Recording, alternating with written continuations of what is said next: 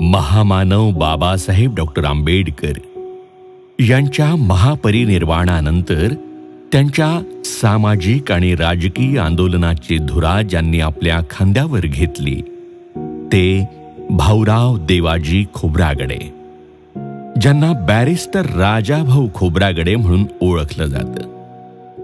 ते आंबेडकरवादी राजनीतिज्ञ होते. 1958 ते 1984 पर्यंतच्या भारताच्या राजकीय इतिहासात त्यांनी आपल्या कर्तृत्वाची अमीट छाप निर्माण करून ठेवली आहे. 1958 ते 1984 पर्यंत विविध समयी ते भारतीय संसदेचे राज्यसभा सदस्य राहिले होते.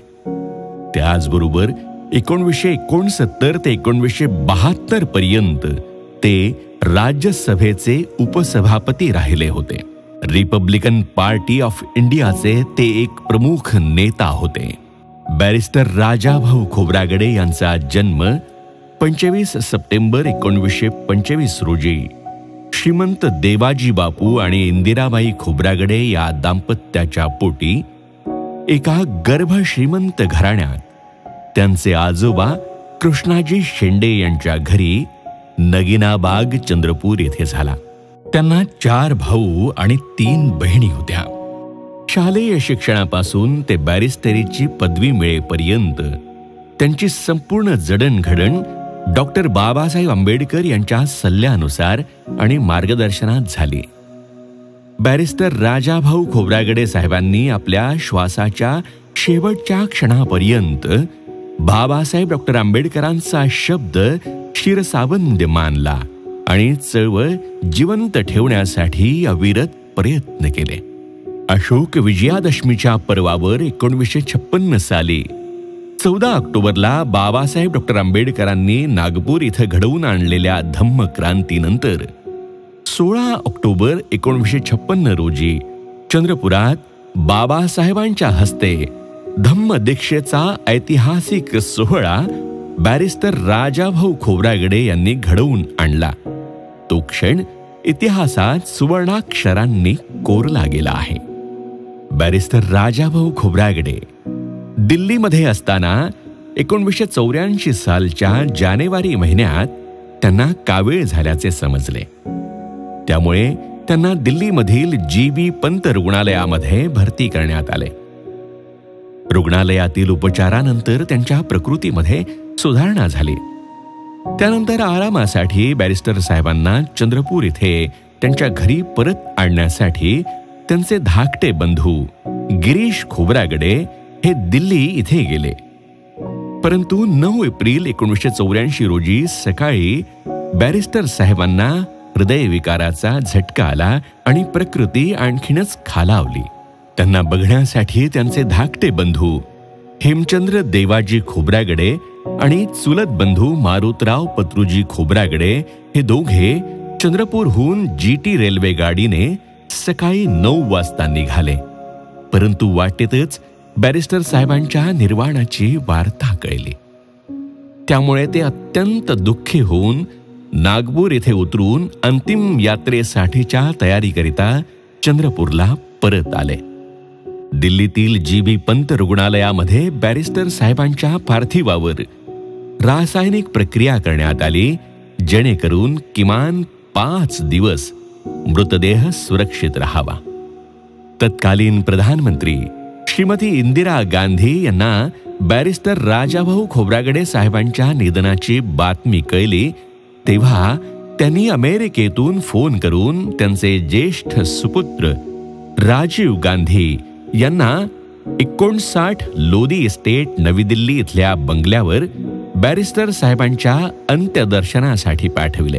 त्यावेळेस नागपूरचे खासदार विलासजी मुत्तेमवार यांच्यावर बॅरिस्टर साहेबांचे पार्थिव दिल्लीहून नागपूरला आणण्याची जबाबदारी दिली होती. त्यावेळेस राजीव गांधी यांनी खासदार विलास मुत्तेमवार यांना विचारले कि मम्मी बोल रही थी कि बैरिस्टर साहब बहुत बड़े व्यक्ति हैं, पर यहां तो ज्यादा लोग ही नहीं हैं.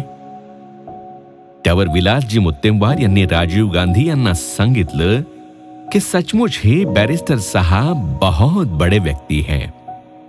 देश भर में, विशेषकर महाराष्ट्र में उनके लाखों कार्यकर्ता हैं, उनके लाखों चाहने वाले हैं। देश की राजनीति में उनका बहुत महत्वपूर्ण योगदान है। 9 एप्रिलला दिल्लीमध्ये संसदेतील त्यांचे सहकारी आणि राष्ट्रीय पुढाऱ्यांनी बॅरिस्टर खोब्रागडे साहेबांचे अंतिम दर्शन घेतले। विशेष विमानानं दिल्लीहून इंदुमतीताई खोब्रागडे आणि गिरीश खोब्रागडे बॅरिस्टर साहेबांचे पार्थिव घेऊन नागपूरला निघाले। बॅरिस्टर साहेबांच्या निधनाची वार्ता महाराष्ट्रभर वाऱ्यासारखी पसरली होती। जेव्हा बॅरिस्टर साहेबांचे पार्थिव नागपूर विमानतळावर आले तेव्हा तिथे हजारोंच्या संख्येने जमलेला जनसमुदाय बॅरिस्टर साहेबांचे पार्थिव ठेवलेल्या गाडीच्या मागे मागे चालत होता। 10 एप्रिलला रात्री बॅरिस्टर साहेबांचे पार्थिव जनतेच्या दर्शनासाठी नागपूर दीक्षाभूमीवर ठेवण्यात आले।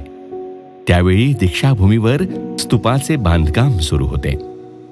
दुसऱ्या दिवशी 11 तारखेला बॅरिस्टर साहेबांचे पार्थिव चंद्रपूरकडे निघाले असता नागपूर चंद्रपूर महामार्गावरील प्रत्येक गावातील खेड्यातील लोक बॅरिस्टर साहेबांचे अंतिम दर्शन घेण्यासाठी रस्त्यावर वाट बघत उभे होते।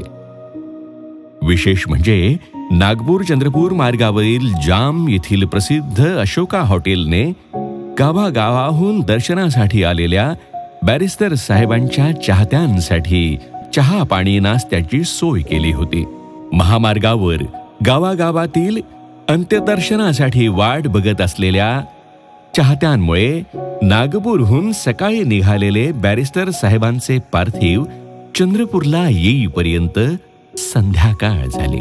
पार्थिव चंद्रपूरला पोहोचल्यानंतर बॅरिस्टर साहेबांचे तेव्हाचे निवासस्थान सध्याचे बॅरिस्टर राजाभाऊ खोब्रागडे भवन इथे बॅरिस्टर साहेबांचे पार्थिव जनतेच्या अंतिम दर्शनासाठी ठेवण्यात आले। केवळ महाराष्ट्रातूनच नव्हे तर संपूर्ण भारताच्या कानाकोपऱ्यातून आंबेडकरी जनसमुदाय बॅरिस्टर साहेबांचे चाहते निवासाच्या समोरच्या मुख्य दरवाजातून आपल्या प्रिय नेत्याचं अंतिम दर्शन घेऊन निवासाच्या मागील दरवाजाने दुःखी अंतःकरणाने बाहेर पडत होते। चौथ्या दिवशी म्हणजेच 12 एप्रिलला सकाळी 11-12 वाजताच्या दरम्यान बॅरिस्टर खोब्रागडे साहेबांच्या अंत्ययात्रेला सुरुवात झाली। त्या दिवशी संपूर्ण चंद्रपूर शहरावर दुःखाची छाया पसरली होती। चंद्रपुरातील सर्व दुकाने, प्रतिष्ठाने, शाळा, महाविद्यालये स्वयंस्फूर्तीने बंद ठेवण्यात आली होती।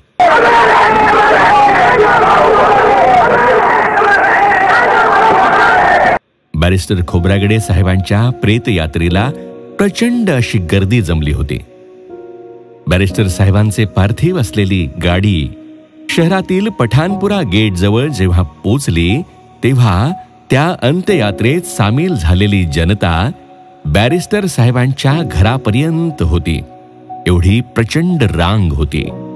एवढा प्रचंड जनसमुदाय बॅरिस्टर साहेबांच्या अंत्ययात्रेमध्ये सामील झाला होता। चंद्रपुरातील पठाणपुरा गेट बाहेरील इरई आणि झरपट नदीच्या संगमावर बॅरिस्टर राजाभाऊ खोब्रागडे साहेबांच्या पार्थिवाला खोब्रागडे परिवारातील ज्येष्ठ सुपुत्र प्रवीण हेमचंद्र खोब्रागडे यांनी अग्नी दिला। डॉक्टर बाबासाहेब आंबेडकरांचा निष्ठावंत अनुयायी, दीन दलितांचा कैवारी अनंतात विलीन झाला।